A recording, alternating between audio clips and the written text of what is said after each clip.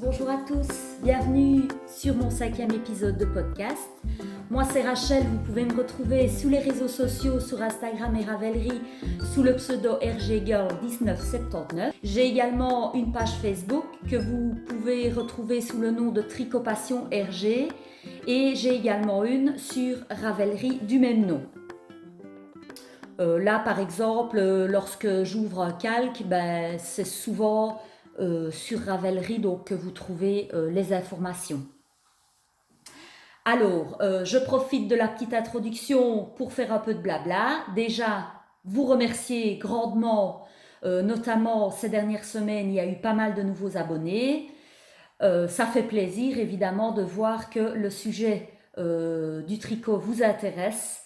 Pour certains, ça reste encore fort ringard, mais voilà, ça fait plaisir de voir qu'il y a quand même du monde qui vient regarder et même quelquefois commenter sur cette passion qu'on a en commun. Alors, entrons tout de suite dans le vif du sujet. Donc, le sommaire de cet épisode, évidemment, quelques projets terminés. Il y en a deux. Un qui me tarde vraiment d'impatience de vous présenter.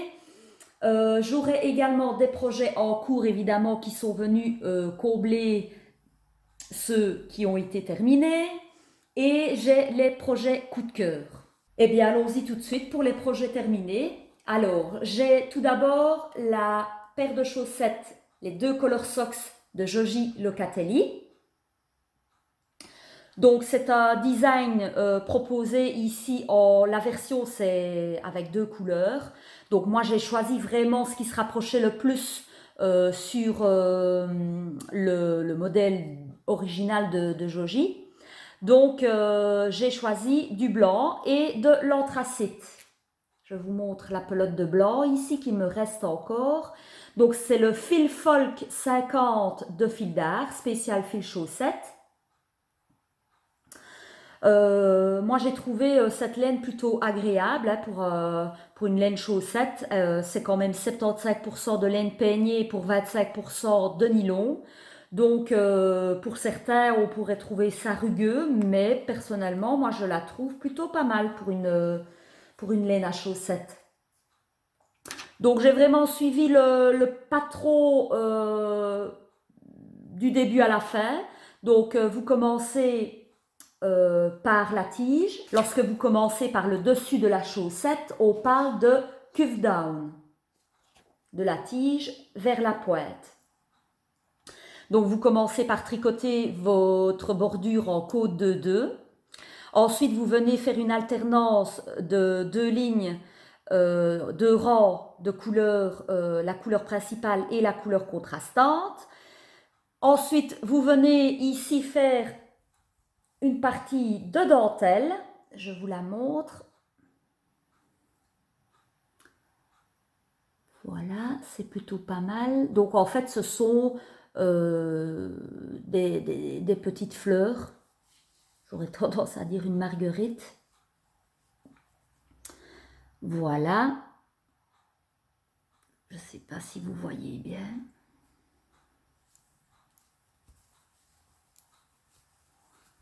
Peut-être comme ça.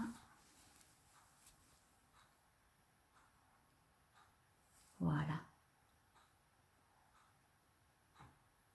Très sympa cette dentelle, plutôt facile à suivre. Elle se fait plutôt rapidement. Ensuite, vous venez ici vous allez mettre en attente donc les mailles de la première aiguille si vous travaillez en Magic Loop. Et vous allez venir ici monter votre talon renforcé, qui est un jeu de mailles endroit, mailles glissées. Ensuite, sur l'envers, vous tricotez tout à l'envers et puis vous revenez de nouveau avec un jeu de rang, une maille endroit, pardon, une maille glissée. Alors, ensuite, donc une fois que vous avez fait le talon renforcé, vient s'ajouter donc la partie ici, vous le verrez peut-être mieux, donc là où ça forme une espèce de triangle. vous allez venir donc remonter ce qu'on appelle la partie gousset dans le patron, et puis vous allez venir rejoindre le tout en haut pour former votre partie du pied. Alors vous remarquerez donc la partie du dessous-pied est simplement du jersey en droit, et la partie du dessus du pied, il y a un point texturé tout du long, que vous retrouvez également sur la partie en blanc. Je pense qu'on le voit mieux sur le blanc. Ce petit point texturé où il y a une maille en vert en fait qui vient tous les hauts endroits et qui est chaque fois décalée. Je trouve ça plutôt pas mal. J'ai terminé donc le bout au niveau des orteils par un grafting. J'ai suivi la vidéo bien expliquée de Knit Spirit que vous retrouvez sur YouTube. Pour vraiment faire une belle finition, j'ai suivi les explications pour ne pas avoir des espèces de petites cornes là.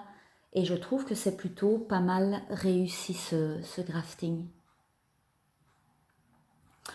Alors,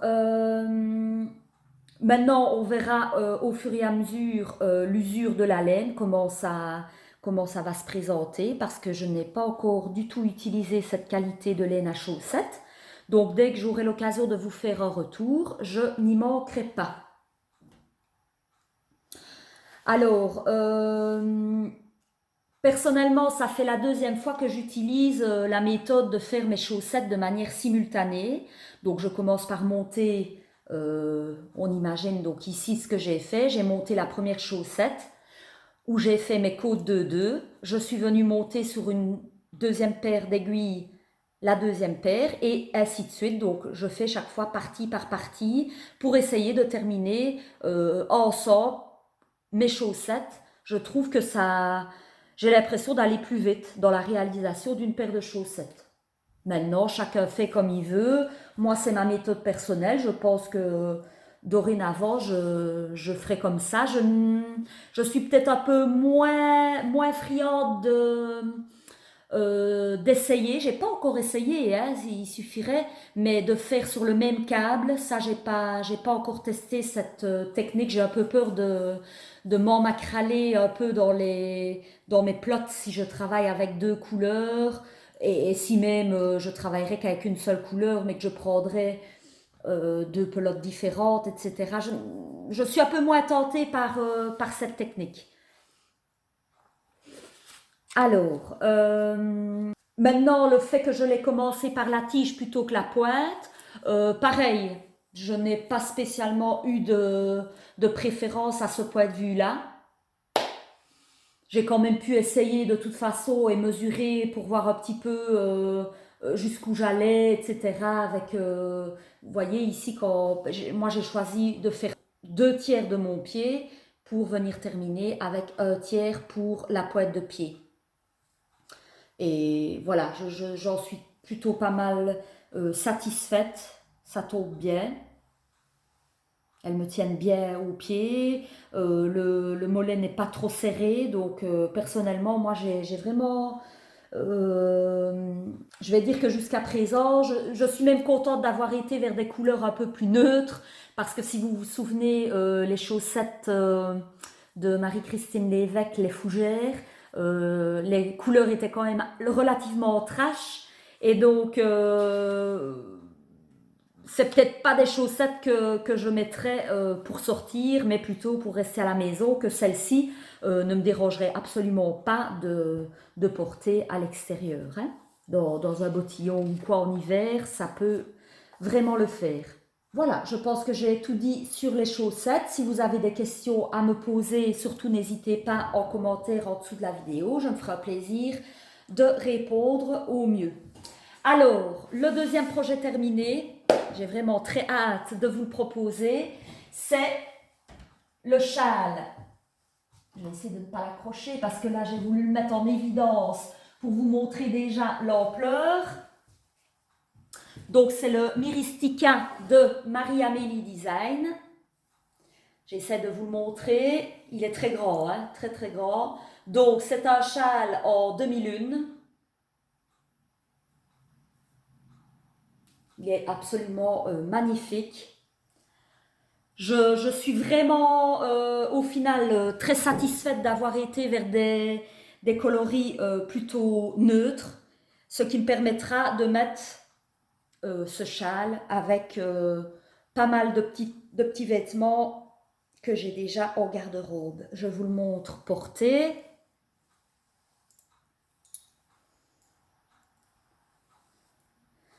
Voilà, il est tellement long que je peux aisément le nouer.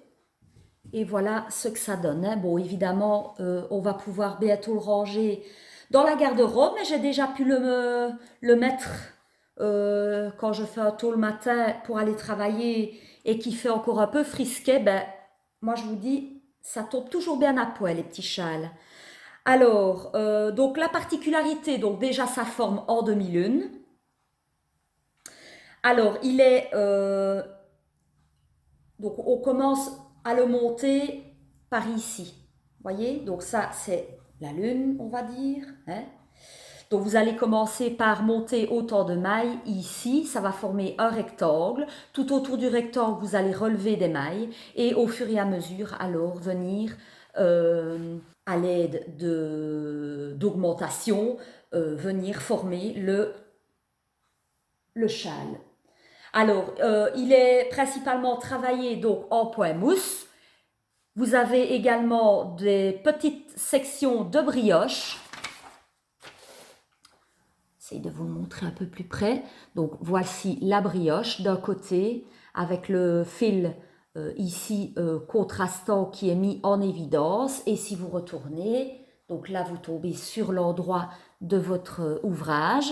Et là, vous avez alors la couleur principale qui ressort au niveau ici des petites tresses. Voilà. Vous avez les techniques de rang raccourci alors, hein, pour former l'arc de cercle, j'ai envie de dire. Alors, en quoi est-ce que je l'ai tricoté, moi? C'est en bodylène. Je vais vous prendre, ici c'est une pelote. Donc c'est le Layette Merino Uni.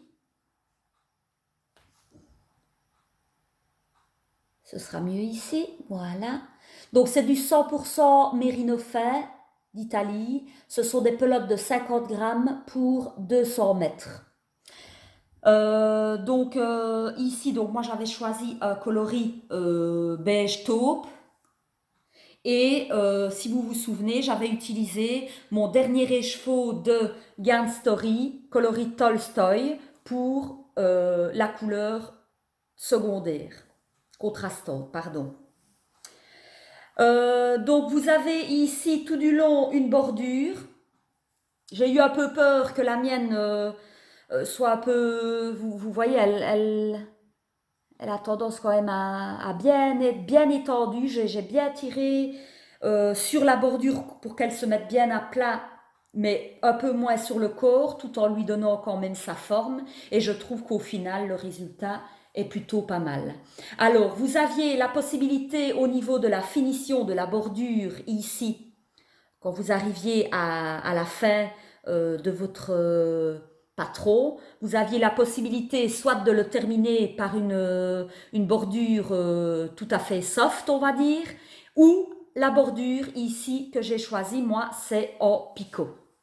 Je n'avais pas encore pu réaliser la technique de la bordure en picot.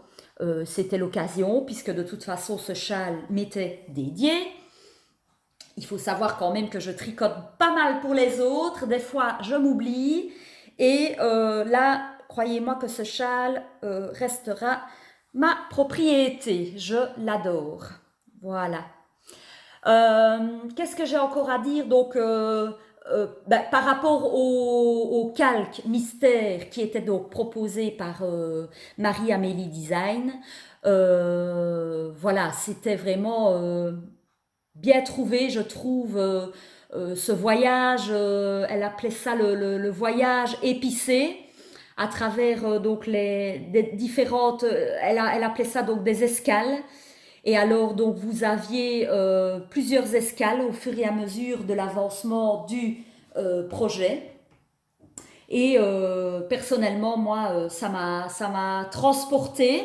Alors, si même, au point de vue du design en lui-même, voilà, on reste sur du point mousse, la brioche qui n'est quand même pas une mince affaire non plus, mais je pense que, comme je vous l'ai déjà dit lors du précédent épisode, la brioche, une fois que vous avez compris le principe, il n'y a rien de compliqué, hein, c'est dommage, j'ai vu qu'il y en a certaines qui ont un peu baissé les bras par rapport justement à la brioche.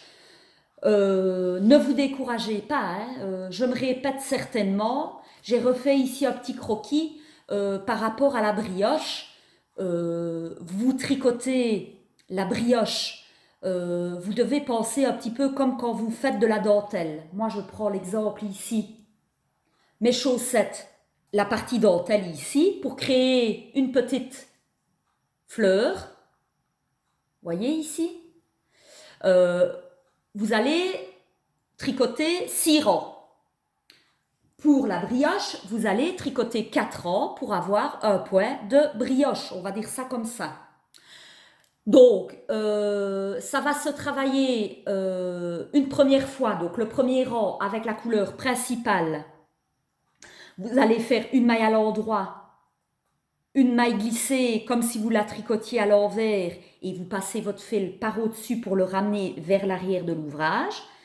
Comme ça, vous avez donc votre maille glissée plus un jeté qui s'est formé par-dessus cette maille. Ensuite, vous allez faire ça donc tout du long, une maille en droit, une maille glissée avec son jeté, une maille en droit, une maille glissée avec son jeté. Ensuite, vous allez refaire glisser, puisque vous êtes sur un câble. Un châle, c'est quand même plus pratique si vous le tricotez sur vos aiguilles circulaires. Donc, sur votre câble, vous allez refaire glisser toutes vos mailles. Vous allez venir rechercher alors votre fil de contraste. Et là, vous allez commencer par une maille glissée, donc de nouveau comme si vous la tricotiez à l'envers. Et vous allez faire un jeté par-dessus. Ça, c'était sur le rang, le premier rang. Vous êtes en fait sur une maille qui a été tricotée à l'endroit et votre maille qui est avec un jeté. Donc avec le fil de contraste, vous devez impérativement faire un jeté sur la maille qui a été tricotée à l'endroit. Ensuite, quand vous êtes sur une maille avec son jeté, vous devez, avec le coloris de contraste, la tricoter à l'envers. Vous allez faire ça jusqu'à la fin de votre rang, donc une maille glissée avec son jeté, une maille à l'envers, une maille glissée avec son jeté, une maille à l'envers. Ensuite, à ce moment-là, à la fin du deuxième rang, donc, vous venez de travailler une fois avec votre coloris principal, deuxième rang avec votre coloris de contraste. À ce moment-là, vous allez tourner alors votre ouvrage. Vous ne faites plus glisser les mailles, vous tournez votre ouvrage. Et là, vous vous retrouvez donc de nouveau avec vos deux fils, le premier de la couleur principale, deuxième couleur contrastante. Vous allez entamer votre troisième rang avec le coloris principal, où là, vous allez permuter. Vous allez, avec votre coloris principal, tricoter la première maille à l'envers. Ensuite, faire une maille glissée, donc de nouveau comme si vous la tricotiez à l'envers. Et vous allez faire passer votre fil par-dessus pour faire un jeté sur cette maille glissée. Et ça va être comme ça tout du long du troisième rang. Une maille à l'envers, une maille glissée avec son jeté. Une maille à l'envers, une maille glissée avec son jeté. Ensuite, de nouveau, on refait glisser toutes ces mailles pour revenir chercher alors son fil de couleur contrastante. Où là, vous allez faire une maille glissée avec un jeté, avec ce fil de contraste, et tricoter la maille suivante, qui est une maille où vous allez voir, c'est une maille avec son jeté. Vous allez celle-là la tricoter à l'endroit avec votre fil de contraste. Et ça, tout du long du quatrième rang. Une maille glissée avec son jeté, une maille à l'endroit, une maille glissée avec son jeté, une maille à l'endroit, jusqu'à la fin. Et voilà, quand vous êtes à la fin de votre quatrième rang, ben, vous pouvez vous dire que vous avez votre premier dessin de brioche. Et donc, ici, donc, comme je vous ai dit, ce sont des parties de brioche qui se travaille. Je pense qu'ici, vous travaillez donc sur, oui, comme je vous ai dit que ça se travaillait sur 4 ans, en fait, vous allez venir répéter une deuxième fois ces 4 ans, et là, vous avez fini votre première section de brioche. C'est vraiment un poids il me passionne, moi, en fait, ce poids. Je trouve ça vraiment... je sais pas de quand il remonte, ce poids, mais il est vraiment génial. Je, j'adhère totalement à cet effet, justement. D'un côté, ben, c'est le coloris principal qui ressort, et de l'autre côté, l'inverse. C'est vraiment... et je vous dis, il me tient vraiment bien chaud. On n'est pas encore dans des températures tropicales, donc j'en profite un maximum.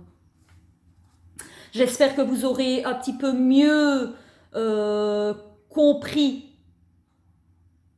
Et comme je vous l'ai dit, vous pouvez retrouver le tableau que je vous avais montré à l'épisode précédent, que vous retrouvez sur un des épisodes de Triple L de Magdalena.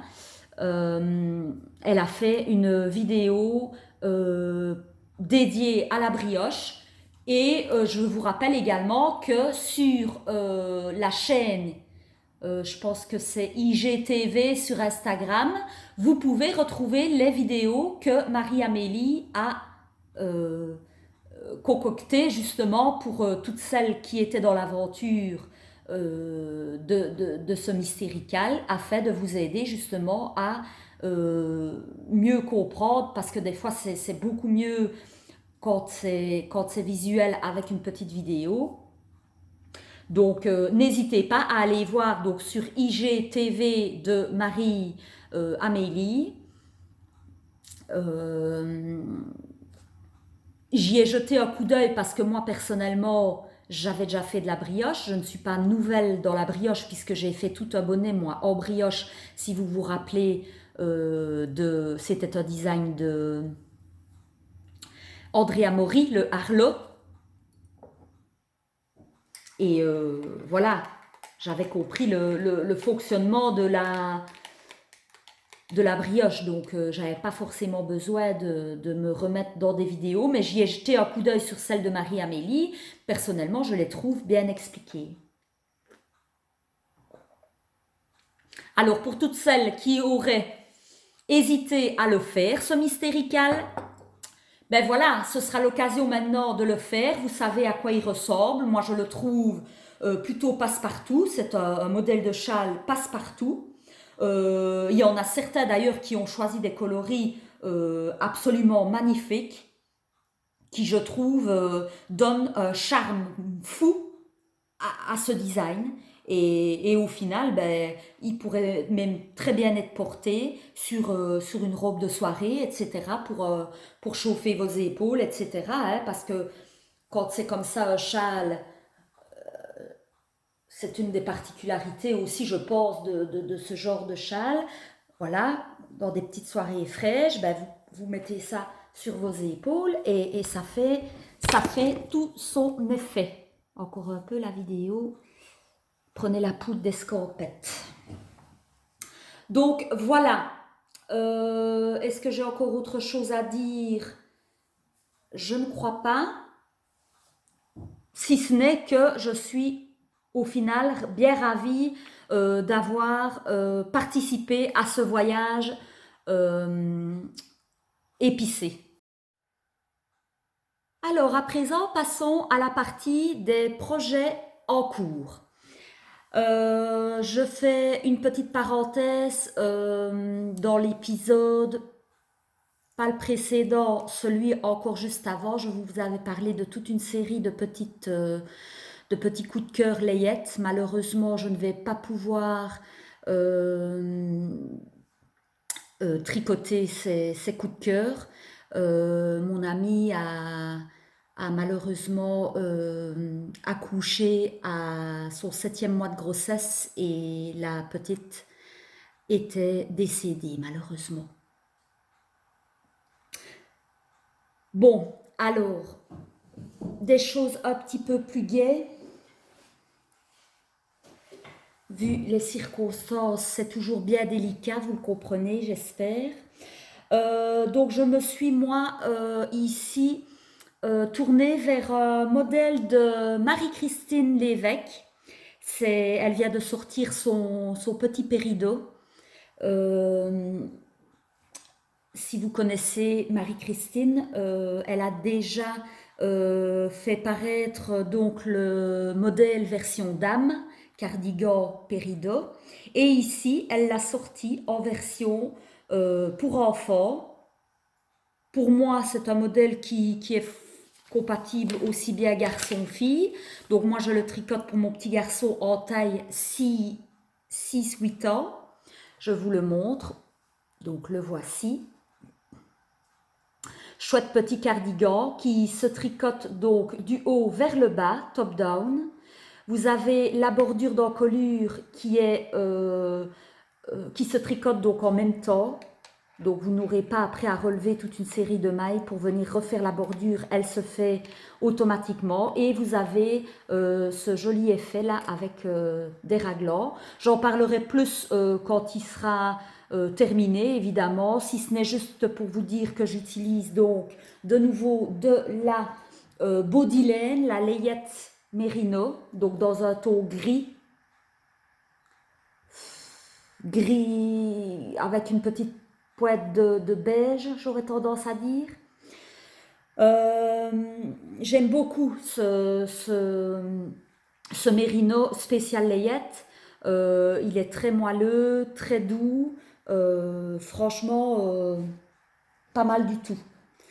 Alors, que dire encore pardon, sur ce petit modèle.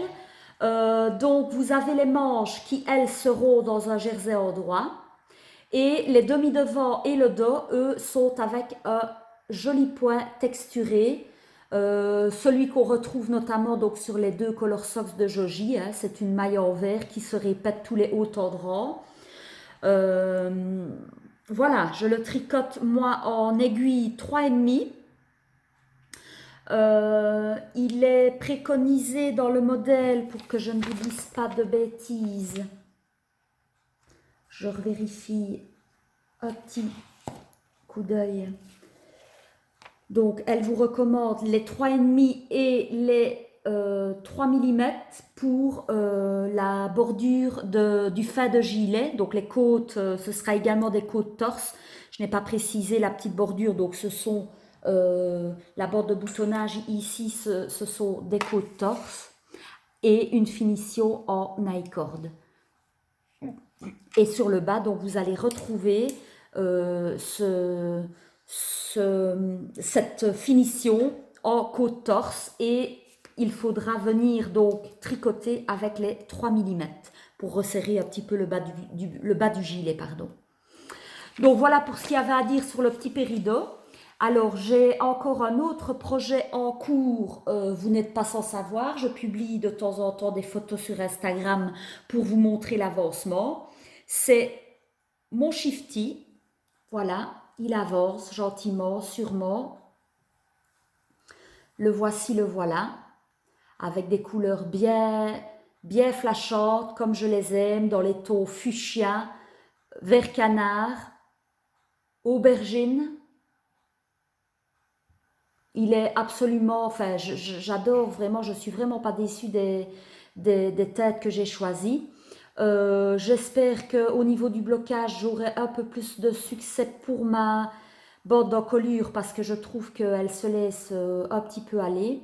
Maintenant, voilà, on verra poser. C'est un yoke, hein, donc le col va un petit peu s'aplatir là au niveau des omoplates devant et derrière. Donc voilà, il avance gentiment, sûrement. Celui-là, donc je le tricote en Zumberball Crazy. Donc c'est une laine allemande. Vous pouvez retrouver le nom des coloris sur ma fiche Ravelry. Donc RG Girl 1979 ou RG Girl tout court. De toute façon, vous me trouverez toujours bien. C'est un des deux. Alors, qu'est-ce qu'il y avait encore à dire? Donc, c'est le système de la mosaïque.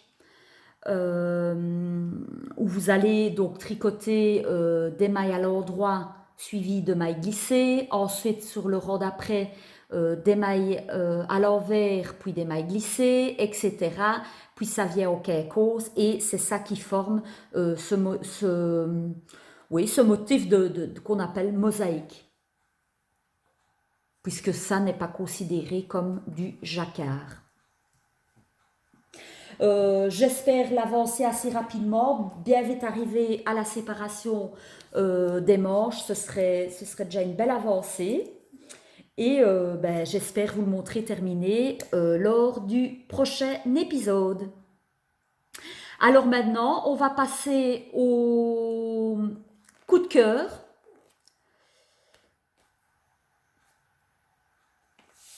Je vais quand même... alors, est-ce que j'ai la photo ici ou pas? Attendez, je reprends vite la photo. Je l'avais mis de côté. Donc, c'est un modèle de Vincent Deslande, pardon. C'est son magnifique pullover homme, mais qui peut être également, apparemment les tailles, vous pouvez très bien aller vers des bustes de petite poitrine pour femmes. Et quand vous allez dans sa fiche Ravelry, vous voyez des modèles qui ont été tricotés par des dames, portés par des dames. Moi, je l'aime particulièrement. Son modèle, je compte bien en faire un pull pour mon chéri et mes deux plus grands, je pense, parce qu'il a vraiment tout son effet. C'est aussi donc un yoke sur le haut du pull. Et le même principe que le shifty de Andrea Maori, je ne vous l'ai pas dit, c'est le principe de la mosaïque. Vous le retrouvez en interview sur le podcast des Chippendales. Je vous mettrai une petite annotation en bas de page. Alors j'en profite évidemment puisqu'on parle de Vincent Deslande. Il va sortir incessamment sous peu un design de chaussettes. Je vous mets une petite photo.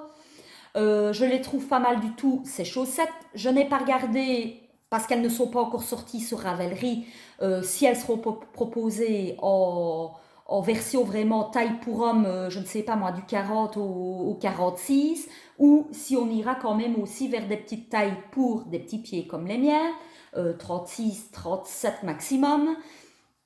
Et donc, il propose pour la sortie de son patron de lancer un calque chaussette. Ce sera donc elle porte, j'ai trouvé ce nom de patron plutôt original, ce sera les jumeaux d'Atlantis. Je vais participer au calque proposé par Vincent Deslande. Donc, le jour du lancement, ce sera le jour de la sortie du patron, le 21 mai, donc retenez la date, le 21 mai. Et la fin est proposée pour le 15 juin. Donc vous avez approximativement 3 semaines, presque même un mois, pour tricoter, un peu moins d'un mois pour tricoter vos chaussettes. Alors, vous devrez donc utiliser sur Instagram le hashtag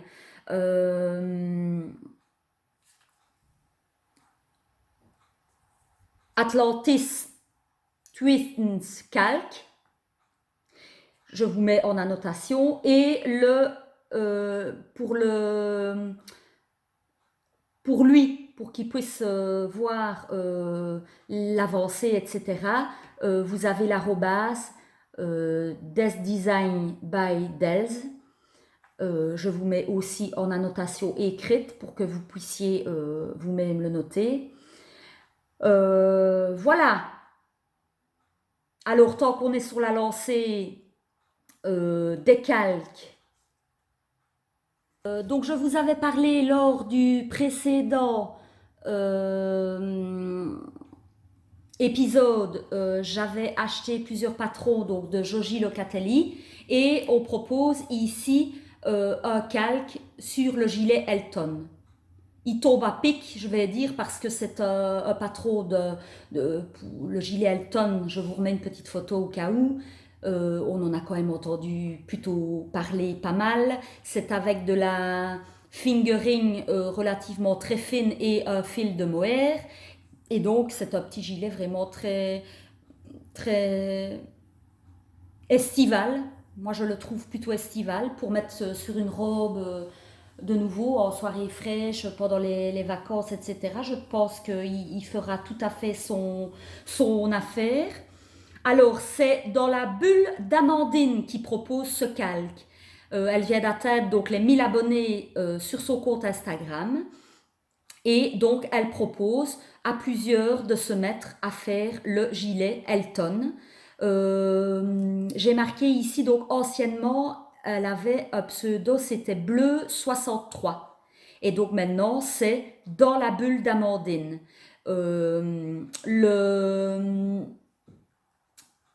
La date de départ du calque, ce sera le 8 juin.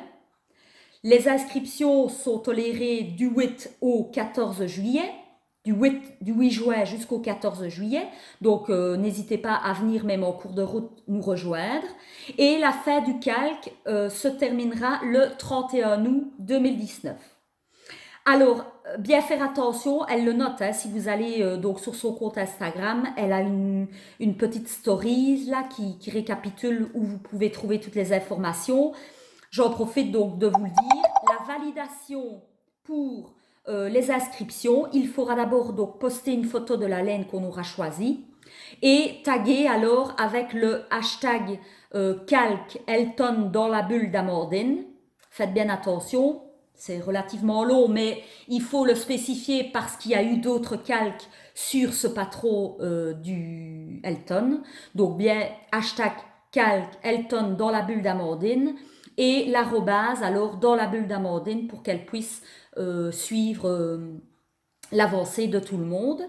Il y aura donc un tirage au sort, puisqu'apparemment elle propose des lots. Je n'ai encore rien vu, mais il y aura certainement, donc si j'ai bien compris, un tirage au sort pour un lot à gagner. Où là, alors il faudra aller poster une photo de son projet terminé.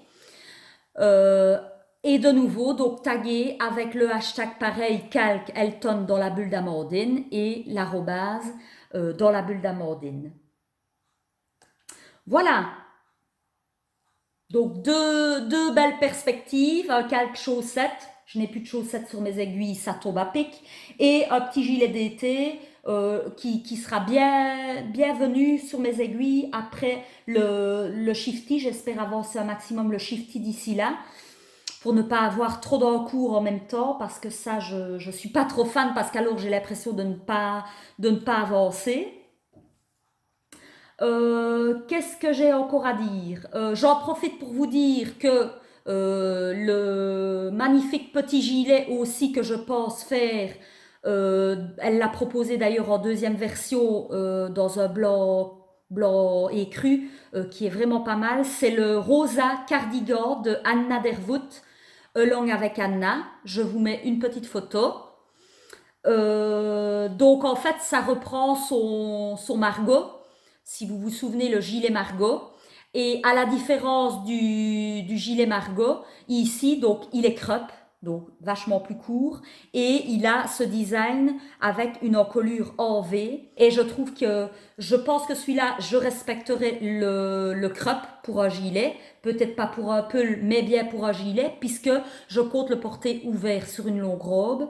De nouveau en soirée fraîche, faire des manches trois quarts, vraiment comme elle l'a présenté dans un ton rosé, donc là c'est en fingering si je ne m'abuse et un fil mohair, et elle l'a présenté, et là je pense, est-ce que c'est avec une sport ou une diquet? Je pense plutôt vers une diquet, et moi je pense le faire en diquet. Je vais vous montrer parce que là, dernière petite partie avant de clôturer cet épisode. En fait, j'ai mon amie, la maman donc de la petite à qui j'avais fait, si vous vous souvenez bien, les mitaines et le petit gilet petite fille modèle, m'a renseigné en fait. Une de ses collègues, son mari, tenait une boutique de laine à Warem et il liquidait tout un stock de laine. Et elle me dit, écoute, on peut éventuellement aller. Je suis allée avant-hier, donc ici nous sommes le 16 mai. Je ne mettrai en ligne l'épisode que le 18 puisqu'on ne peut vous montrer que le Myristica à partir du 18. Donc je pense que le 18 à la première heure, vous aurez donc l'épisode en ligne. Donc j'en reviens à mes moutons. Je suis allée dévaliser une boutique qui ferme ses portes. Je ne vais pas tout vous montrer parce que sinon on est parti pour une heure. Mais j'avais quand même envie de vous montrer. J'ai pas mal de laine, de la grosse laine. Et mon ami m'a demandé, j'ai la quantité pour faire des... regardez, donc c'est de la grosse laine pour tricoter en 8 mm, voire du 10 mm. Et elle aimerait bien que je fasse pour sa fille un gilet Bernadette. Donc moi j'ai un peu fait des recherches sur internet et je suis tombée sur la veste oversize proposée par le magazine Katia. Donc que j'ai téléchargé donc sur internet et je vais essayer ce patron qui m'a l'air plutôt pas mal. Je vais essayer de le retravailler pour pouvoir le faire sur mes aiguilles circulaires, pas pour ne pas faire parce qu'ici de ce que je lis c'est en plusieurs parties. Vous faites le dos, les 2 demi devant et puis vous devez venir recoudre le tout. J'ai également téléchargé les petites créations de Rosalie. Là, il n'y a pas de photo, enfin, je n'ai pas mis de photo. Elle propose aussi les explications pour un gilet Bernadette. On verra. Je vais un petit peu puiser certainement dans les deux pour essayer de faire quelque chose de concret dans pas longtemps, puisqu'elle aimerait bien ça. Également pour la petite avoir son gilet Bernadette pour les petites soirées fraîches quand on va partir en vacances, parce qu'on part ensemble en vacances.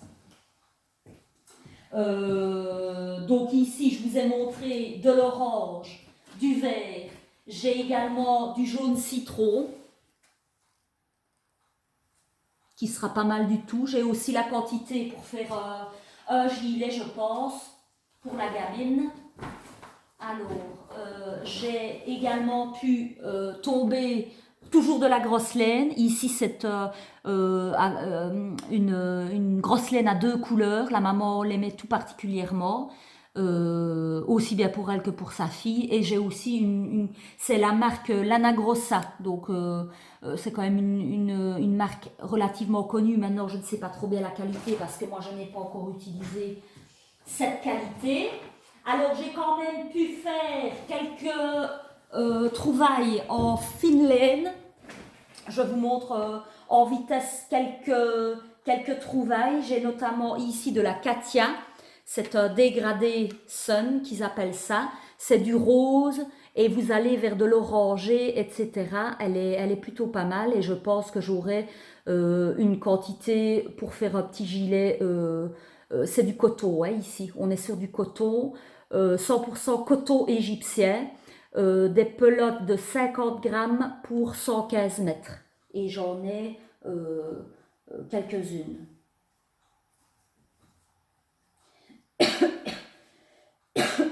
Pardon.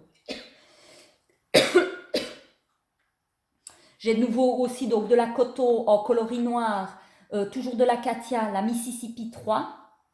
Donc elle est très fine.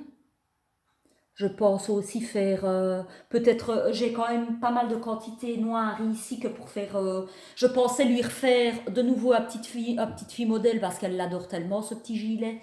Mais cette fois-ci, le travailler alors avec 2 braies pour pouvoir aller vers le numéro d'aiguille supérieur pour qu'elle puisse quand même avoir ses aises parce que je l'ai vu avec son petite fille modèle et il lui va, hein, mais je pense pas qu'elle le mettra longtemps hein, parce que vous savez, à cet âge-là, ils poussent comme des mauvaises herbes.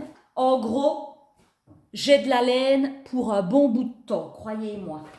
Mais je pense qu'en ayant déjà fait 2 voire 3 gilets Bernadette, il est possible que ce soit fort dégrossi.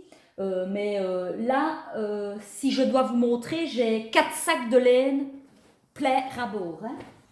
Donc je vais arrêter avec la laine. Je peux peut-être vous montrer... pour le Elton, justement, pour la participation au calque Elton, je vais utiliser, j'hésite en fait, vous me direz votre avis. Euh, donc j'étais partie d'abord, c'est aussi donc une laine que j'ai récupérée à la boutique de la Lana Grossa. C'est 60% de laine, 20% de polyamide et 20% de viscose soja. Je ne connais pas. Elle est plutôt douce cette laine. Elle me fait penser un petit peu à la laine à chaussettes que j'ai utilisée là pour les deux Color Socks de Joji Locatelli. Voilà, donc c'est un blanc et cru et je voulais donc revenir avec une laine mohair qui est ici la fil mohair soie, mais je me suis souvenu en fait que j'avais de l'Albertine dans mes faux tiroirs. J'ai 4 pelotes, 4, c'est ça? Oui, 4 pelotes de l'Albertine d'Erirum Natura. C'est 200 mètres pour 50 grammes. Elle se tricote en 2,5 jusqu'à 3. Et il va falloir que je fasse un échantillon parce que je ne sais pas si je serai bonne dans l'échantillon. En sachant d'ailleurs que ce mohair est vraiment relativement très fin. Voilà, il faut voir. Je pense qu'elle, dans son modèle, elle a utilisé le kit silk de Lena Mouret. Donc voilà, il faut que je fasse des essais. Parce qu'alors, ces deux-là pourraient vraiment bien aller ensemble parce que dans l'Albertine, vous retrouvez de la soie. C'est, attendez que je ne dise pas de bêtises, 90% de mérino d'Arles bio et 10% de soie mulberry. Et dans la fil mohair soie, c'est 70% de mohair et 30% de soie. Et là, je pense que je vais avoir vraiment une qualité de gilet pas mal du tout, hein. On verra. On verra. Mais si j'utilise donc celui-ci, là, il va falloir que j'en rachète parce que je n'ai qu'une seule pelote. Je voulais au départ mettre ça dans un petit gilet bébé, mais voilà, je n'aurais pas assez de... Parce que sinon, j'avais en mohair, mais je pense que celle-là est vachement plus épaisse, le Feel Light. Si certaines l'ont déjà utilisé, peut-être me dire leur retour par rapport à cette qualité de fil que j'ai pas encore utilisée. Mais celui-là, il est rosé en fait, donc je ne sais pas si ça pourrait aller avec le blanc et cru, si ça ferait son effet. C'est le coloris pêche ici.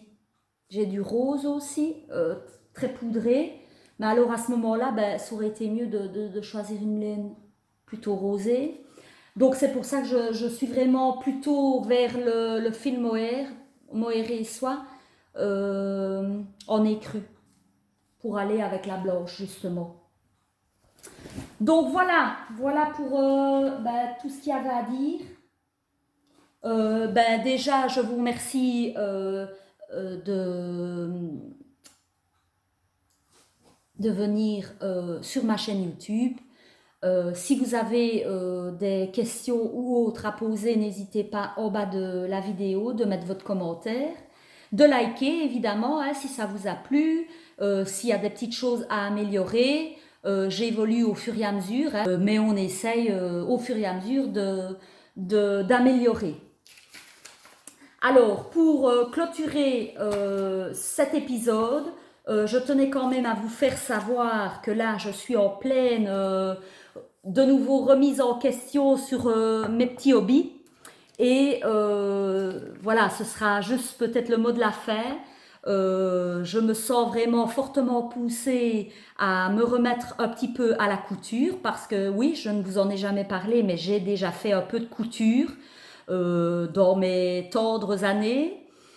Et je ne sais pas, mais depuis quelques mois maintenant, ça me taraude, ça me taraude, ça me taraude d'en refaire parce que ben, j'en vois plus d'une qui associe donc le tricot et la couture et qui font des choses plutôt chouettes, plutôt pas mal.